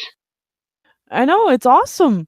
It really is. And that's what a And lot of kids today don't understand is in order to get that type of feeling, to get that type of relationship like you do with like you have with your can I call her your girlfriend? yeah, Okay, like what you do with your girlfriend. Like honestly, I grew up wanting what my parents had. And now that I finally have it, I'm like, okay, I am not giving this up for the world. And a lot of teenagers and stuff like that, when they see that, they're like, oh, I really want that, but they don't want to put in the work and the effort for it. no, What they don't, it's all head games. Most all head games. Emotional play. and They do that, not know what they want in life, in that department. and So the way they think in that is department, they say they feel it, but do they truly feel it? Because most teens these days are having sex, like back in the day. Teen pregnancy is at an all-time high right now, and that's not a good thing. No, it's not. And it's not a good thing. And along with the increase in teen pregnancy, there's also the teens and stuff today. Their thought process is, ooh, take, and then when there's nothing more to take, they move on. They move on like they're taking the bus. And you can't just take; you have to give. I mean, there's this old saying that a relationship is 50-50. Well, no, it's not necessarily 50-50. Each person has to give 100%. Otherwise, it will not work. If you only give 50%, it's not going to work. Even if the other person gives 50%. You're not getting that other. It's like you said, 50% is not enough. You got to give your full 100%. Hmm. But if In you order give to, only half of that, you you're only ain't gonna getting. get half back, maybe less. Um, when I was younger, I was 16 years old when I lost when I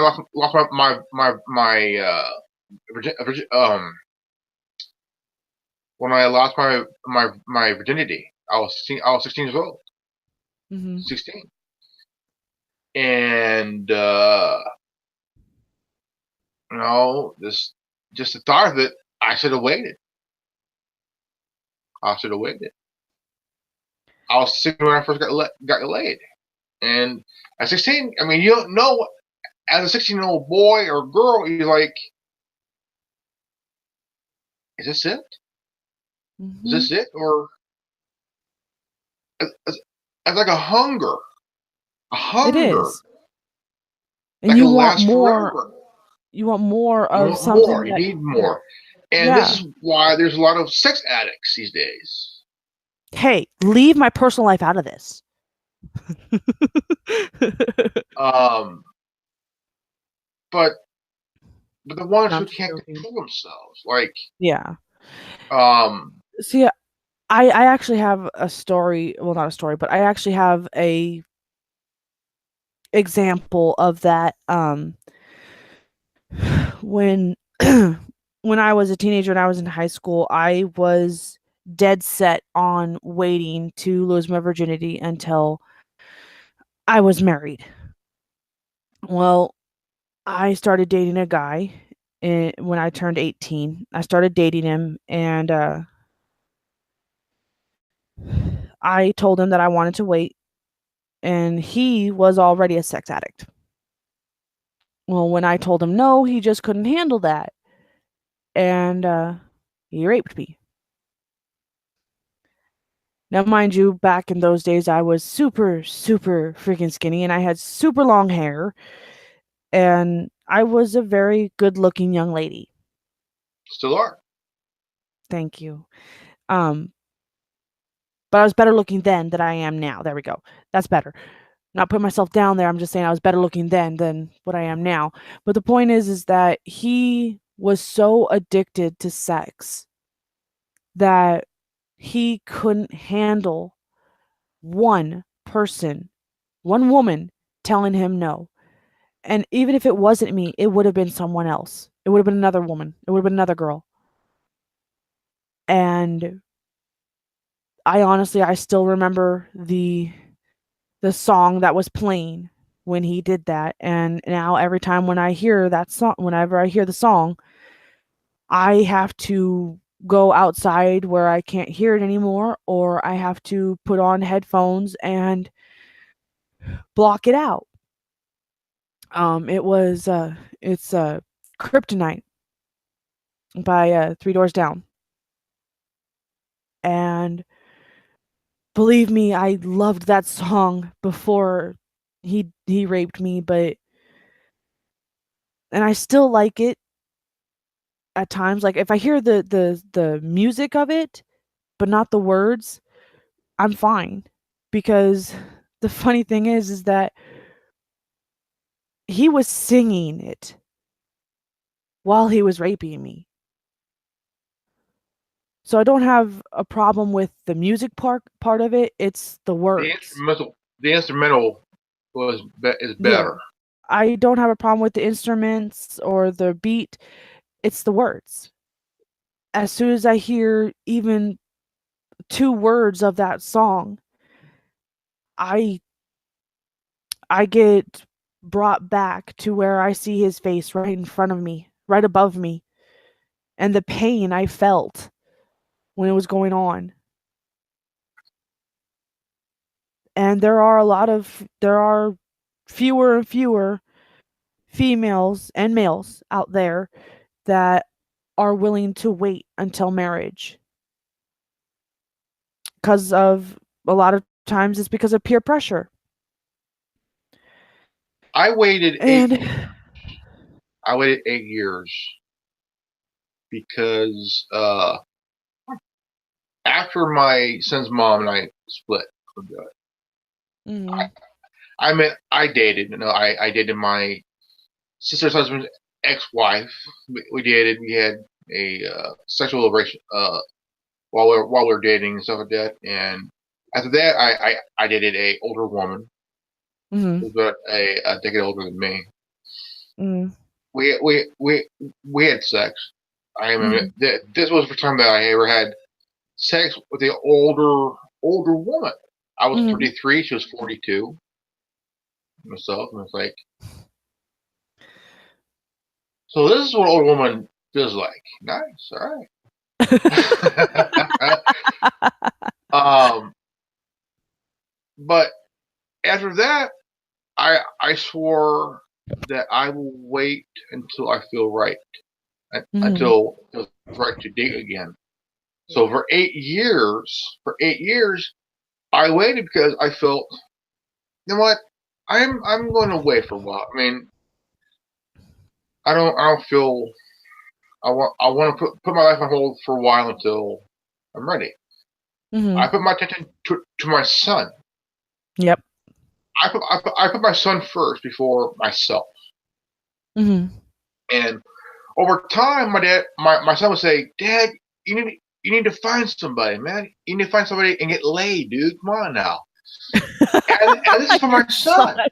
your son told you you Yeah, needed my to son told get me that. laid. And I was like, I'm sorry. son, I would like to, but I'm not ready. I'm not ready yet. But start of around August, September of last year, I started to get friend requests, requests from women that are about your age. Really? Wow. Yeah, and they looked how I looked, how the I mean the gray hair looked good on me and everything else, and I'm like, I could tell you why. I could tell you I'm why they thought that, or I'm why they think that. 42. I'm 42. I'm going gray. I got a 28, 29-year old women that are like just smitten about me because I'm I mean, could it be that I'm an older guy with that's going gray, or could it be the beard? I mean,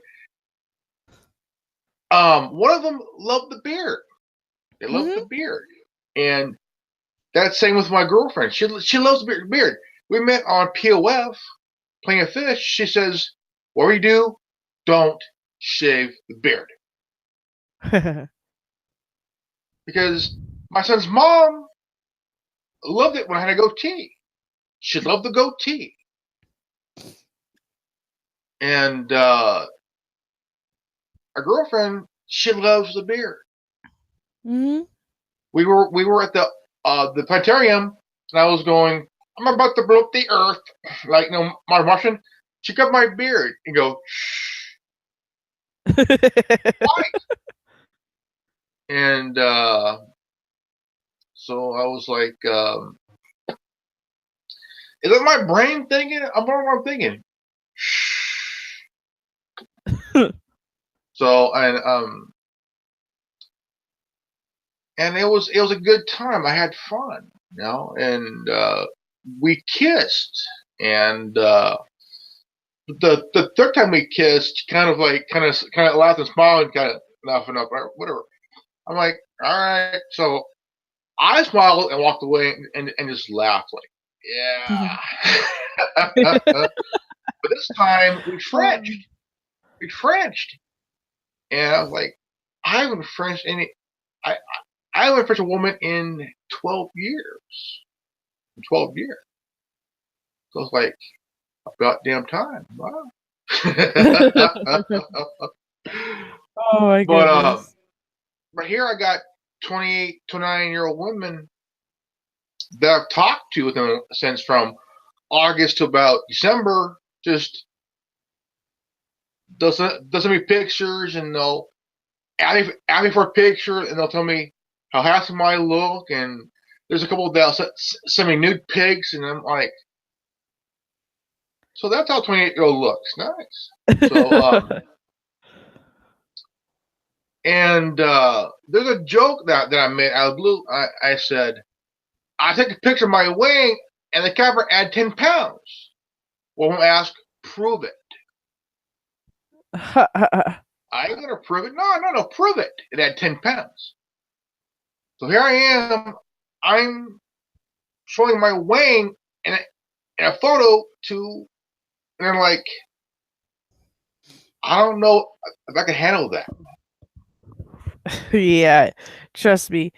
The other 28, 29-year olds, not me.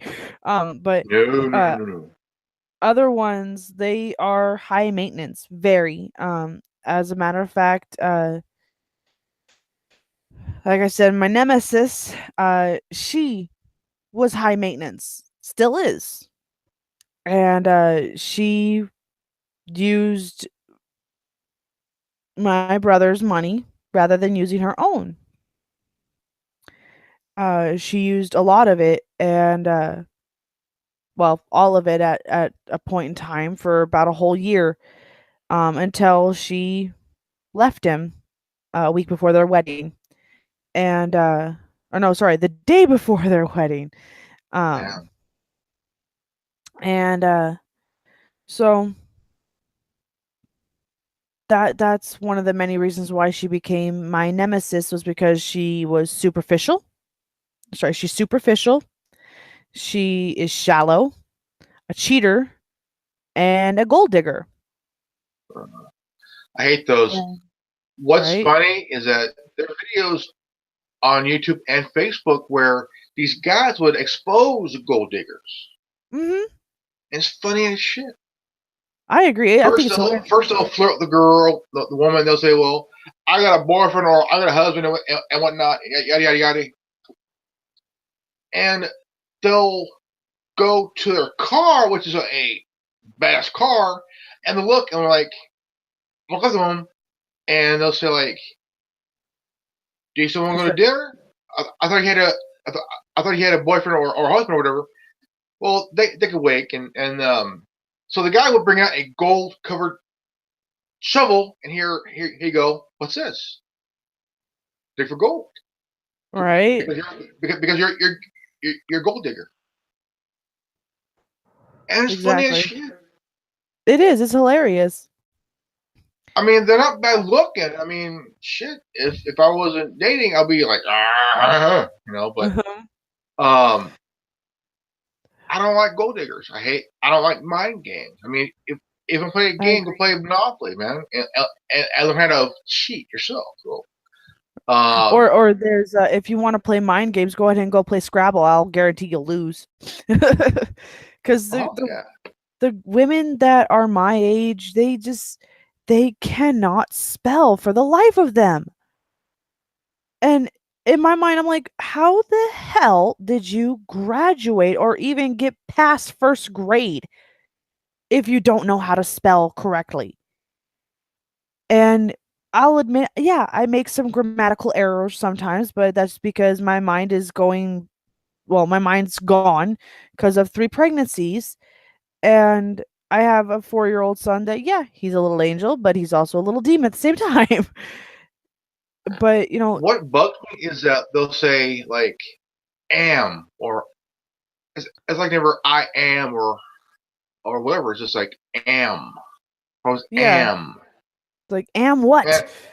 And, and I'm like, okay, now one chick that I've been talking to off and on, she'll say I am been Hmm. this, but others it's always am. Hmm. What's with am? Why's it Right? always am? I don't know. And then there's also people that are my age, both male and female, and all the ones in between, that they will end up they'll talk in acronyms. They'll say OMG, LOL. Like, they'll literally talk it. They will say it when they're talking to you. It's like, why don't you just say the whole thing? Oh my god, this is so funny. Why don't you say something like that? Show that you're smart, not that you're a stupid idiot. You know, there are so many people my age out there that they don't talk properly, and it drives me nuts. So all those acronyms. I mean, so Yeah. I go ADM. Then I put ADM with a question mark. Adios meal in Spanish. Means oh my god in Spanish. Hmm. Right. And they're like ADM. What's ADM? Adios meal. Means oh my god Hmm. in Spanish. They're like, you speak Spanish?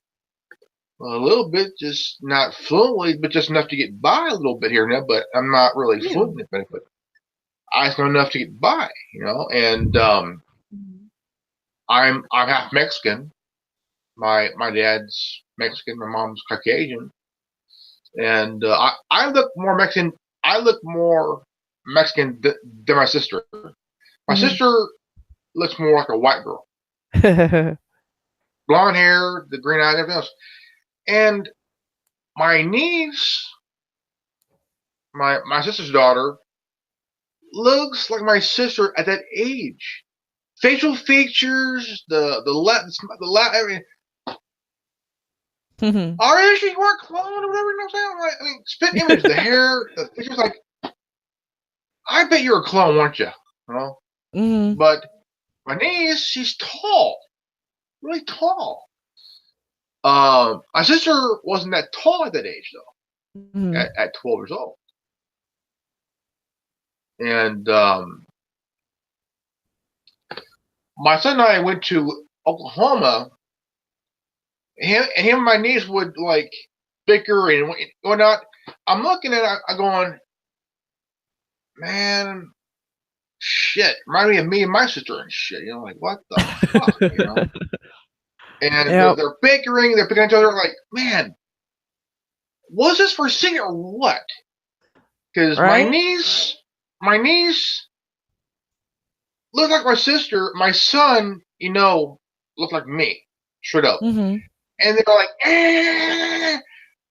man, I swear to God, I swear that this was planned decades ago. Holy crap! And Right? it's cool because I am the cool uncle. Well, You there you know, like go. um, but My the whole nephews and my niece, they think I'm the best thing in the world. And my sister, she's always telling them, "Well, you didn't grow up with her." And my eldest nephew, he goes, "Well, I wish I did."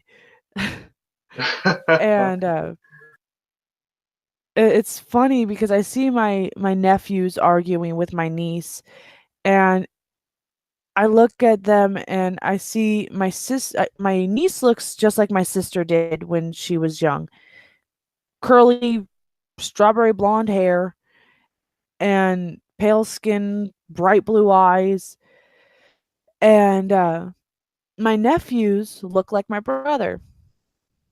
Well, not all of my nephews. I have 3 nephews, but sorry, 4 nephews. One was my sister put up for adoption, but um anyways, I see my eldest nephew and my niece arguing, and yeah, it's my nephew and my niece, but I see my sister and I arguing. Me arguing with my sister, and I'm like, "Oh my gosh, I am having deja vu. This is not I'm not supposed to be seeing this." And I start laughing, and um my mom, she's usually around when I start laughing at this stuff, and my mom looks at me, she goes, "What?" I was like, "Now I know why you and dad laughed at Michelle and We I." have received an update from the weather satellites. that's my tablet. I know. It's the weather satellite thing. So it's all right. I know, I heard. But it's funny how our nieces and our it's funny how our kids and our nieces and nephews and everything, you know, they look so much like us, but yet they will act like, you know, my niece acts like me, and my nephews act like, well, they act like me as well. I don't know why, but they do. And you know, my son, he acts like my sister. It's like, how did this happen? My oldest nephew, he has an appetite like I have when I was younger. I mean, I could eat a lot of shit.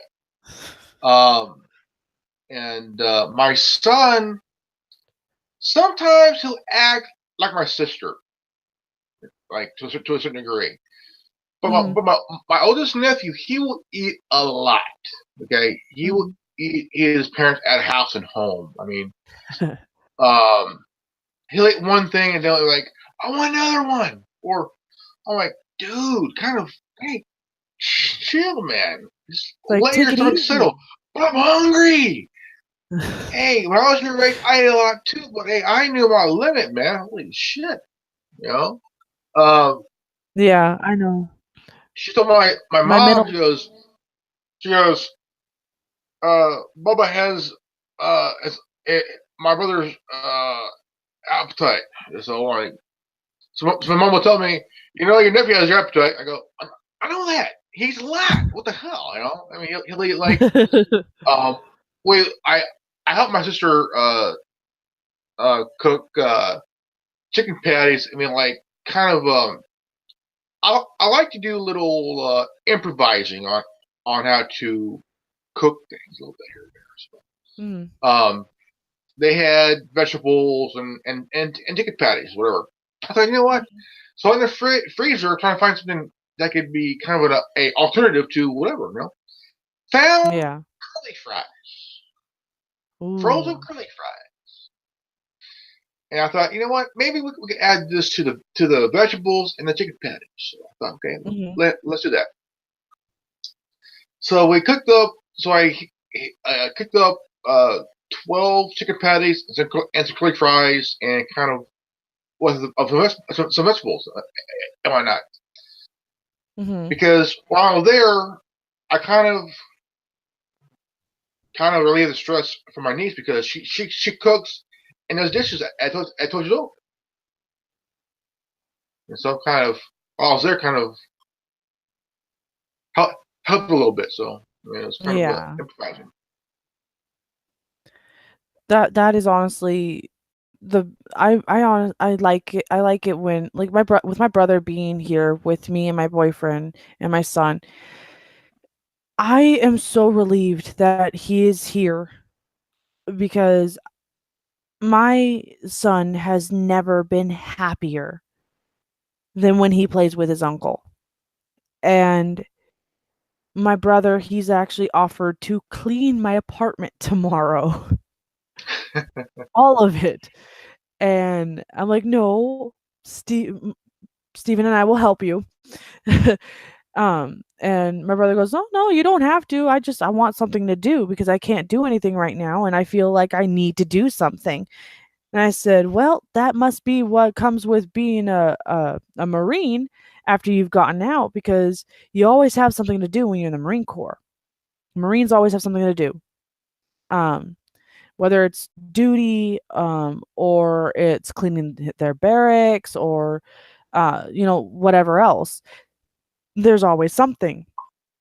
And so my brother, he's biding his time until he starts his job, and he's going crazy like my dad does. Ow. um, but he's going crazy like my dad does when he's out of work. And it's funny because I know that my brother will clean my entire apartment and not Wow. complain about it. He won't complain about it. And I honestly, I mean, I guess I haven't really realized how much I appreciated my brother until he just got out of the Marine Corps, and we've started spending time together and stuff like that. You know, I underestimated how much my little brother meant to me. And I know that's how it is with a lot of siblings. You underestimate how much sibling means to you until you don't really get to see them anymore. It can be very hard because when my sister and her husband moved to Oklahoma, Mhm. kind of got to my mom and dad very much because my mom got attached to my niece and nephews, Mhm. and I have pictures of my niece and nephews with my son, and that made her happy because she got a chance to see all four of her grandkids together in one picture and whatnot. And I took a picture of my sister and I together, and that made her day because she got to see her kids and grandkids together. Mhm. So I think that here I'm 42, and I can't wait to be a grandfather. And but even though that would come a little later, because I want to be a good grandpa, a good grandfather for my son's kids. Mhm. Uh, I want to spoil them. I want to just spoil them as much as I can because I'm a good dad. I Mhm. did pretty good as a dad for my son. You are. You're a really good Uh, dad. just happy, just I want to do the same thing for my grandkids when they come in the future. So You could always be my son's grandfather. I'm an Oh. old fucker, I know. No, my son, he loves having family, and in my opinion, the more the merrier. The one thing that bugs me is that there are families that have those couple or few that always know how to talk a lot of shit behind people's backs. I know. I don't get that. I really don't. I don't I got a couple understand of how those in my they. family, on my dad's side of the family. Do not know when to shut the fuck up. I agree. My family, some of my family members, um, that are around, well, not around me right now, but that live close to me, uh, they they like to keep things from me, and they like to talk a lot. Oh, I hate that um, shit. yeah, they like to talk about things that they don't really know.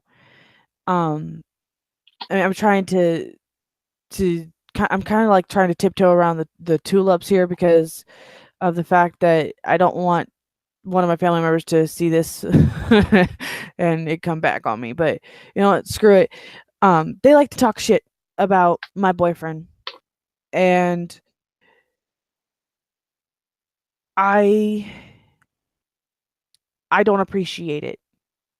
Um, they are constantly talking shit about him. They are constantly asking me, "Oh, does he hit you?" It's like, "No, he doesn't hit me. He doesn't raise a finger to me or my son.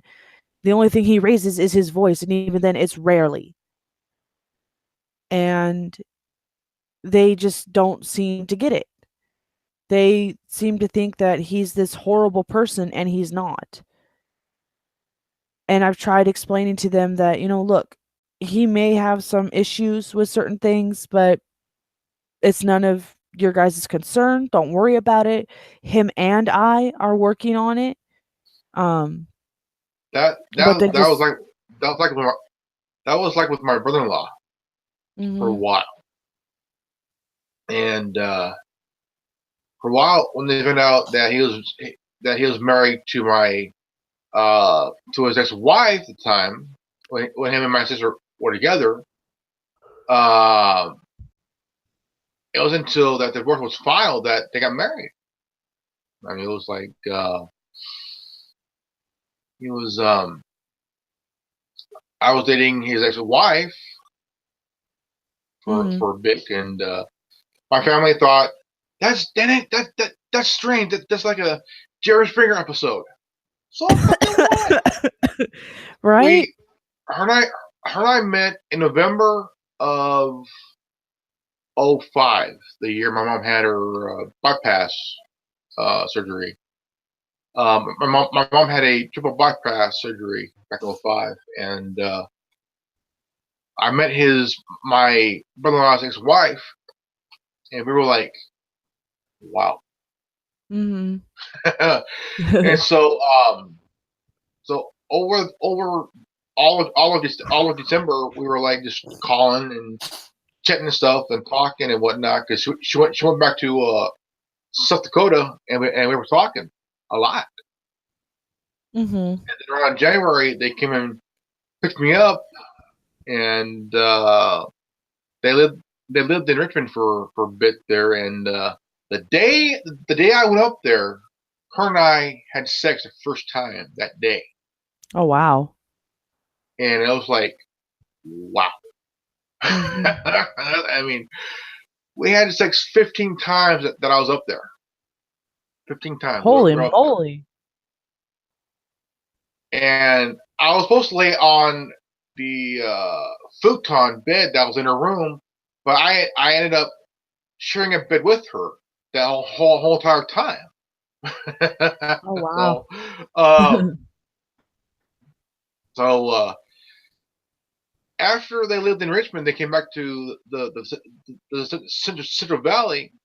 They Mhm. lived in Madera. I lived in Highway City in Fresno, and she would spend the night at my house a couple times, and we had kind of got to go and get it on. And it was like we got back together, Mhm. and she proposed to me. Want to get married? Wow. After a while, she calls me up. She goes, "You want to have a kid? Sure, why not? Hey, go for it." And yeah, and then after she left back to South Dakota, this is what she told me like a month ago, that she goes, "You want to know something?" What? She explained that right after she went back, she found out that she was pregnant. Oh my. I'm not long, but I was like, just it hit me, and Mhm. then a month later she miscarried, Oh. and I was like imagining what the baby would look like. Would be a, another son or a daughter Mhm. with with red hair like her mom, Mhm. kind of cool. And but it hit me like a Mack truck going 100 miles an hour. But I had to really assess of the time that went on. Mhm. So I was like, okay, well, that was then. This is now, and Mhm. I'm dating someone. I'm better, Mhm. happy. Oh yeah, I am now. So the girl I'm with, she's about 6 years younger than me, and I don't care. Age is only a number. Like my boyfriend, he's Yeah, 9 years older than me. My boyfriend is 9 years older than me, and I made a vow a long time ago that I would never date anyone that was more than 5 years older or more than 5 years younger than me. And when I met my boyfriend on OkCupid, I didn't even pay attention to his age. I really didn't pay attention to it. I was 24 years old, and we went bowling, and I fell in love with him. And then, after about 2 days of stayed over at his place after the date, um, with my son, because my ex-husband was a douchebag and wouldn't watch our son, uh, we, I finally asked him. I said, "Well, how old are you?" And he goes, "Oh, I'm 32." I was like, "Wait, what?" And he goes, "Yeah, I'm 32, turning 33." And oh, I was turning 24. Yeah, sorry, I was turning 24. And I was like, "Oh, okay." And so we hit it off, and I mean, after he told me his age, it was already I had already fallen in love with him, so I was like, "Well, you know what? I guess it's true. Age is only a number." I met this chick over a chat line, Mhm. the old way, like over the phone type chat line. Mhm. She's 22. I was 29, Mhm. 29, and beautiful, beautiful, beautiful Latina, very beautiful, Mhm. 22, and it was a one night stand, Mhm. and I never saw with anybody who was that much younger than me ever. It's usually between about 2, 3 years minimum Yeah. younger than me, or older. I know, like wow. And Yeah. Well, I told my son's mom about it. She mhm. came by one day. I said, I had a woman over, Mhm. and we did it on our bed. Mhm. And it's like months, about weeks after she left. She goes, "What?" I said, "Yeah, well, I enjoyed it. I mean, I ain't gonna lie, Yeah. I'm not gonna lie."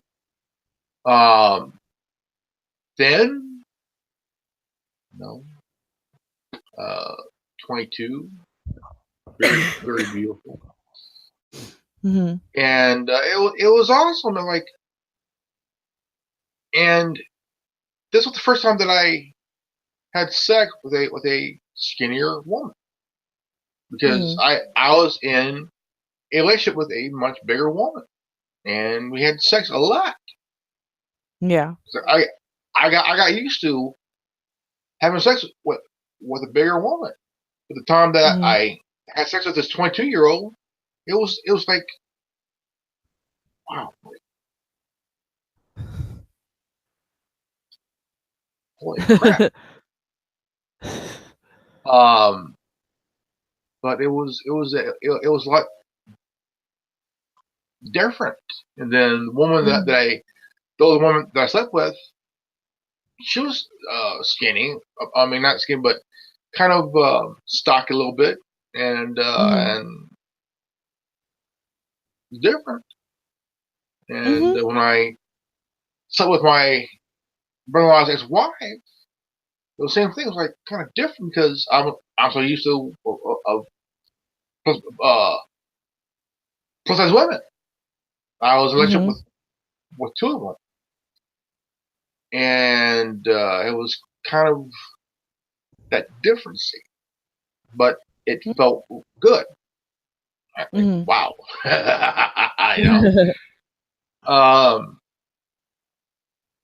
I mean, it's amazing. I mean, just that feeling, that physical connection, and whether it's a one night stand or just that connection with somebody. So Yep. it's the good feeling when you like hold somebody Yep. It is. and stuff. So And I hate to end this, or I hate to say this, but I gotta go because speaking of sex, I'm hoping to have some tonight with my boyfriend, all right, I'll and hold on it's here. Hold on, 10:20 I'll here. do for you. To you getting laid. Oh, thank All you. right, ladies and gentlemen, this is a good old Grandmaster Robin here, and we're gonna cut this really we're gonna cut this, and I want to thank my guest, ever so lovely Genevieve. Thank And, you. hope you get laid tonight. You Thank need it. you. Deserve it. Like, wow, yes. Oh, no. We're gonna cut it tonight. Next week, same bat time, same bat channel. Tomorrow night, Sunday night, will be the round table. And again, I want to thank Genevieve for being my guest for the night, and Thank you my for having me. online date tonight. So cool. And to all YouTubers, this is good old Grandmaster Revan here. Sign off. Please leave a like, comment below, and please share this video. Okay, I'll really appreciate it. And don't forget to hit the bell for notification for videos to come in the future. Hopefully they're good ones. And please, YouTube, do not cut this one either. All right. Remember, knowledge is free. If you don't like it, go fuck yourself. Peace out. Revan out. And